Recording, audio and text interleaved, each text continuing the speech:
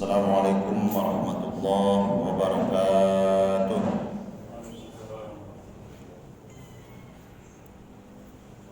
Bersyukur kepada Allah Subhanahu wa taala dengan lafaz hamdalah. Alhamdulillahirabbil alamin. Berselawat kita kepada Rasulullah sallallahu alaihi wasallam biqaulin Allahumma shalli ala sayyidina Muhammad wa ala ali sayyidina Muhammad. Assalamualaikum ya Rasulullah.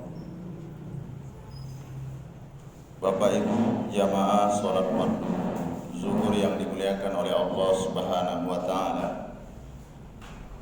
Kembali kita belajar. Pada kesempatan kali ini kita masuk dalam materi seputar fikih muamalah, fokusnya yaitu sirkah wujuh, kerjasama yang diistilahkan dengan wujuh. Kalau sebelumnya kita sampaikan ada sirkah inad, ada sirkah abdan, kali ini yaitu sirkah wujuh. Apa itu? Kerjasama yang dilakukan dua orang atau lebih, di mana seseorang itu memiliki posisi atau jabatan kedudukan dengan partner atau orang yang bekerja atau diistilahkan dengan klien, seperti itu. Keuntungan dan kerugian dibagi bersama. Nah, jumhur ulama mengatakan bahwa sirkah wujuh ini tidak boleh. Seperti itu. Bahwa sirkah seperti ini, kerjasama seperti ini tidak boleh. Untuk memudahkan pemahaman saja, kita ambil satu contoh. Ada seorang developer, ia ingin menawarkan suatu proyek.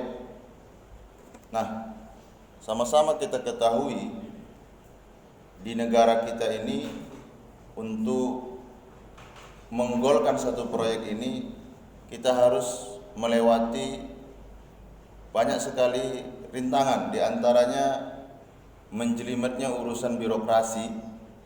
Yang kedua, aneka ragam perizinan, baik yang legal maupun yang ilegal. Ilegal dalam tanda petik, kita harus berbenturan, berhadapan dengan preman.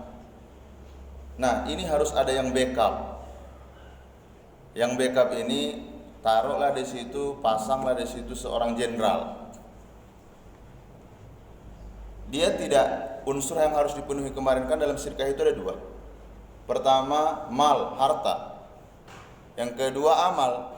Dia hanya sekedar bahasanya karena posisi saja. Harta tidak. Seperti itu. Nah, ketika sudah ada yang backup, maka seluruh izin itu akan mudah. Seperti IPT, izin penggunaan tanah, IMB, seperti itu. Lalu, seorang jenderal tadi, ada nggak dia saham terhadap proyek yang akan dilaksanakan? Nol. Tapi mereka kasih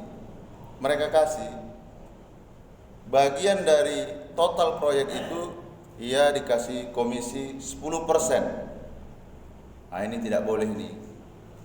Dari segi adab memang tidak boleh seorang pejabat negara memperoleh keuntungan untuk dirinya sendiri. Seperti itu. Ini banyak sekali kita lihat, khususnya di negara kita ini, hal-hal yang seperti ini karena birokrasi yang banyak. Yang kedua, dihadapkan lagi dengan benturan-benturan masyarakat, dalam tanda petik masyarakat yang memakai jasa preman, seperti itu.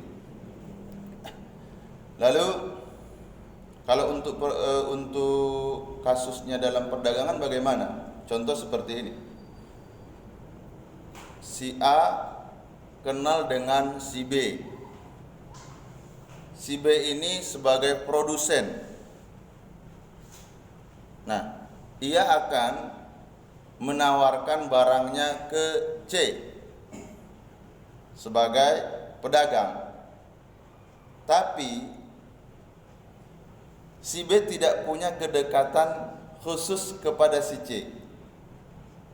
Maka ia memanfaatkan si A, sama-sama si A sama si B datang ke C karena si A punya relasi ke si C. Relasi itu bisa dikatakan unsurnya bisa karena mereka sudah kenal lama, atau karena ada keluarga, atau faktor kepercayaan, sehingga sungkan rasa pedagang ini untuk tidak membelinya. Ada modal dia enggak? Ada kerja dia situ enggak?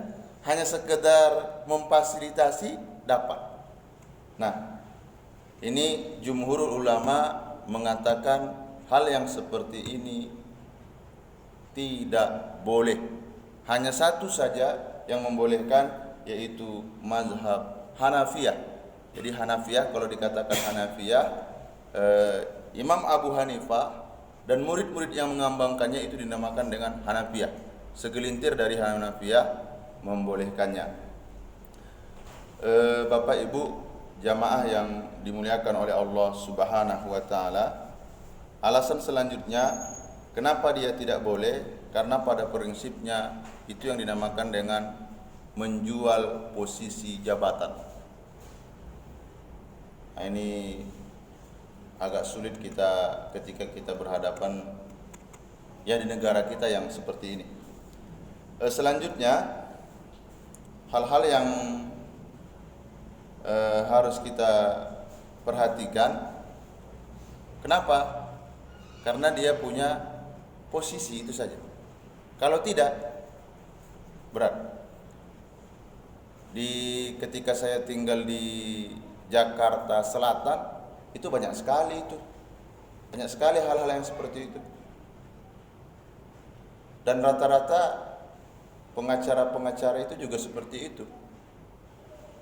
Mereka mempunyai jasa yang tidak melibatkan aparat kepolisian, tapi mereka justru menggunakan preman seperti itu. Jadi ini harus kita hindari bentuk-bentuk kerjasama dalam sirkah wujud.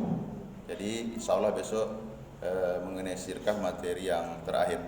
Mudah-mudahan ada hikmahnya. Kita tutup majelis yang mulia ini dengan ucapan hamdalah. Alhamdulillahirabbil alamin. Subhanakallahumma wa bihamdika asyhadu an la ilaha illa anta astaghfiruka wa atubu ilaik. Assalamualaikum warahmatullahi wabarakatuh.